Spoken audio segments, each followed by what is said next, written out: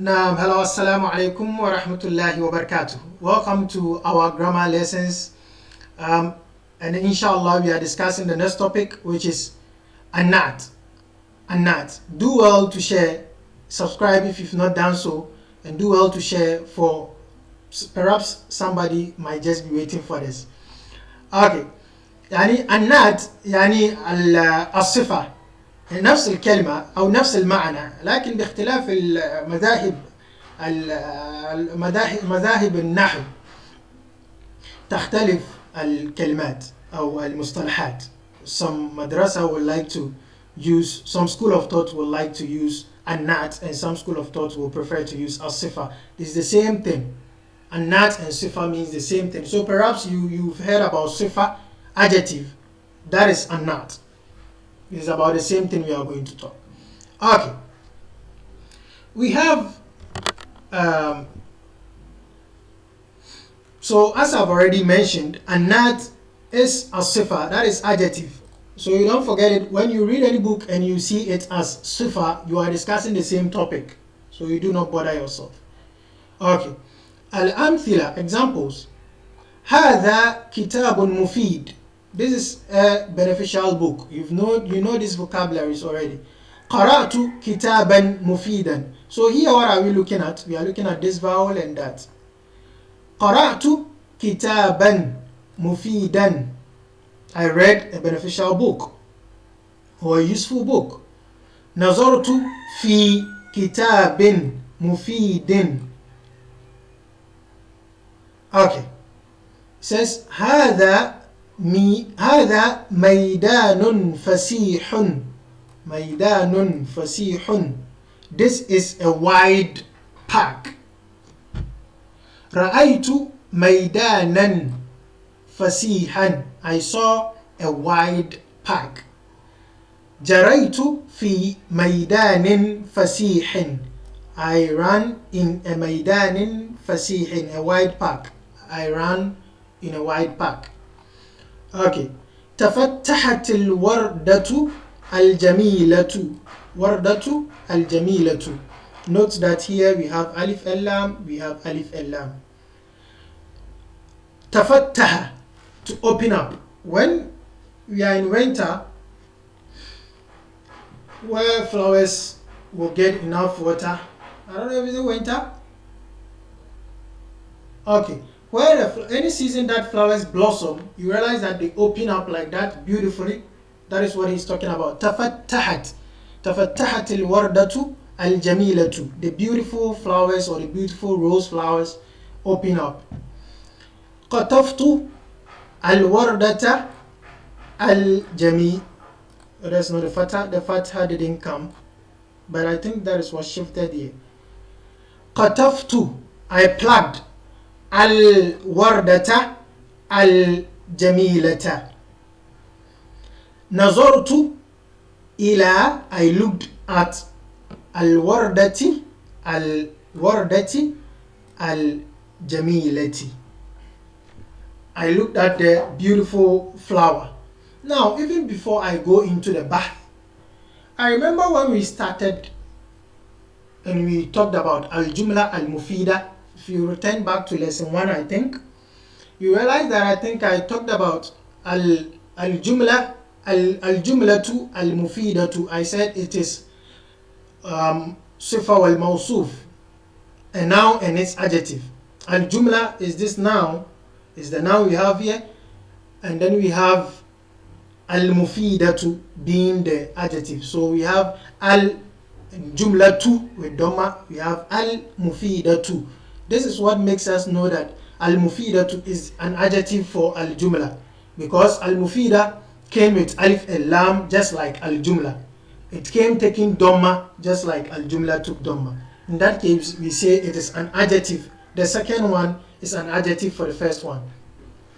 And even before we go into the explanation again, in Arabic, in English we say good boy. In Arabic we say waladun jayyidun. The good comes after the noun. In Arabic, the noun that is coming to describe the boy comes after the boy. Mostly, as they say, Arabic people who say Arabic writes from opposite side, writes from the wrong side, because Arabic we start writing from the right to the left. I always say that Arabic is actually the one writing in the right sense, because mostly, let's say, people are right-handed. Imagine you hold the pen and you will need to start writing from the left. Isn't that the twist? Instead, you hold the pen with your right, you need to start from the right and go. But when you hold your pen with your right and you start from left, that is when you've actually twisted. So the Arabic is in line. Again, in the adjective and in adjectival phrase, in English, the good comes. Good before boy. Hardworking teacher. The adjective comes first.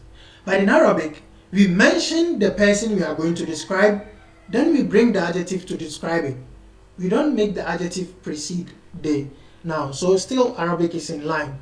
I think I'm defending my language. Not my language, but I'm just defending the Arabic language. Okay, so let's go into the sharh or al-bath. Okay,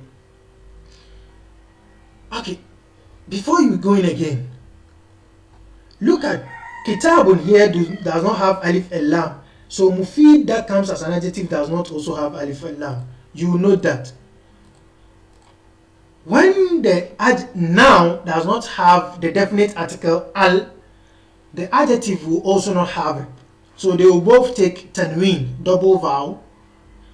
When in the examples down here, the three down here, you realize that the alif and lam comes for al-warda. So al-jamila that is coming to describe it should also come as definite. You don't use indefinite to give to as an adjective for a definite noun. And you don't use definite as an adjective for an indefinite noun. Okay, I'm sure he'll talk about it in the bus. Says kullu kalimatin min al-kalimat al-thalathi. Each word among the three words, mufid, fasih, mufid beneficial, fasih wide, like wasi', al-jamila beautiful. Says tan'atu ay tasifu. Tan'atu bimana tasifu, it describes. Tan'atu al-ism alladhi qablaha, it describes the name that comes before it. Tan'atu al-ism alladhi qablaha, then it comes as an adjective for the noun that comes before it. Ay tadullu ala, ay, this ay means that is, as in English we have ay. The ay in Arabic is ay, that is. Tadullu ala sifatin fihi. You see he brought sifa here, trying to bring both vocabularies, both terminologies.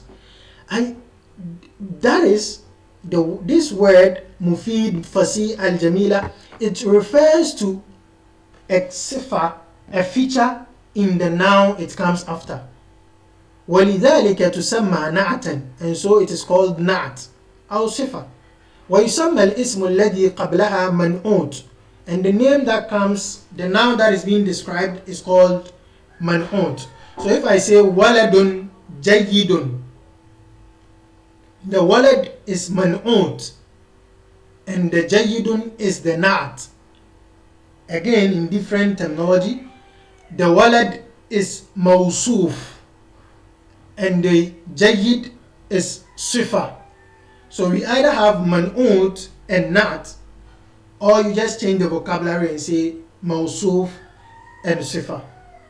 The same thing. It says وَإِذَا تَأَمَّلْتَ كُلَّ نَعْتٍ, if you should ponder or look into every adjective, مِنْ هَذِهِ النُّعُوتِ, that is the plural, nu'ut, na'at, nu'ut, among these three adjectives, وَجَدْتَهُ يَتْبَعُ الْمَنْعُوتِ, you find it following the one it is describing, which is the man'ut, فِي رَفْعِهِ وَنَصْبِهِ وَجَرِّهِ. The sifa follows the mawsuf, or the na'at follows the man'ut. When it is marfu', they go together. When it is mansub, they go together. When it is majrur, they go together. When it takes dhamma, they go together. Fatha, they go together. Kasra, they go together. فكلمة, so a word, the word مفيد في الأمثلة الثلاثة الأولى, in the first three examples as we can see them here, you find مفيد, مفيدا, and then مفيد. You find it taking Dhamma in the first place, Fatha in the second place, and then it goes on to take Kasra. So it says فكلمة مفيد, so the word مفيد في الأمثلة الثلاثة الأولى, in the first three examples, جاءت مرفوعة, it came as marfu', that is it took Dhamma. Thumma, and then the next one mansubatan, the next one it took Fatha. Thumma, and again the third example, it came, the word mufid came as mufidin, taking kasra. Tab'an lil ismil madhkuri qablaha. Tab'an li is a phrase following the noun mentioned before it. Tab'an li, in tandem with the noun mentioned before it. وَكَذَلِكَ الْكَلِمَتَانِ, and likewise the two words fasih and jamila, these two words also went the same way. فِي الْأَمْثِلَةِ الْبَاقِيَةِ, in the remaining examples. And he says وَهَذَا عَامٌ فِي كُلِّ كَلِمَةٍ تَنْعَةُ مَا قَبْلَهَا, and there is general rule for every word or every noun that describes what comes before it. So if you have an adjectival phrase like waladun jayyidun, rajulun tawilun, they both should match in definiteness and indefiniteness. If the man'ut is indefinite, the first noun, if it's indefinite, the adjective should be indefinite. If it takes Dhamma, the adjective should take Dhamma. So you should follow it in definiteness and indefiniteness, and also in i'rab, the vowel it takes. Okay. Al-Qawaid, the grammar ruling here. An-na'tu lafzun.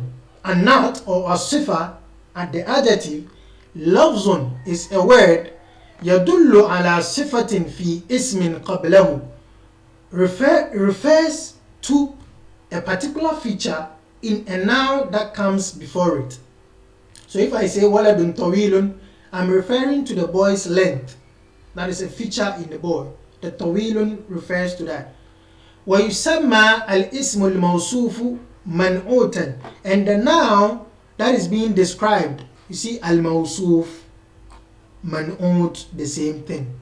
وَيُسَمَّى الْإِسْمُ الْمَوْصُوف, the noun that is being described is called man'ut. النَّعْتُ يَتْبَعُ الْمَنْعُوتَ فِي رَفْعِهِ وَنَصْبِهِ وَجَرِّهِ, the na'at follows the man'ut. The na'at follows the man'ut in raf'a, when it takes dhamma, wa nasb and jar. The vowel it takes, it has to match with it. Okay, so let's see what we have after. Okay, so congratulations to all of us. We are done with book 1. We are going into book 2, inshallah, in our next lesson. Congratulations to all of us. Gradually we are making a point. We are making some appreciable steps. Okay, may God enable us, may Allah subhanahu wa ta'ala enable us to do more. Okay, so what we discussed today is an-nat, adjective. Adjective. The adjective should follow the noun it is describing in its definiteness and indefiniteness. You should follow it in the vowels it takes, which is the i'rab. Okay, I hope this is very clear and easy to understand. If it is not, do not hesitate. If there are any questions, be quick in asking, so that you will be answered. As this musician has said, kun fuduliyan, be always eager to know. You should be always eager to know. So you should ask questions wherever you find something unclear, so that it will be clarified for you. Okay, so till we meet again, have a very good Arabic time, and don't forget to share for others to also benefit. Okay. Assalamu alaikum wa rahmatullah. Have a good time. Bye bye.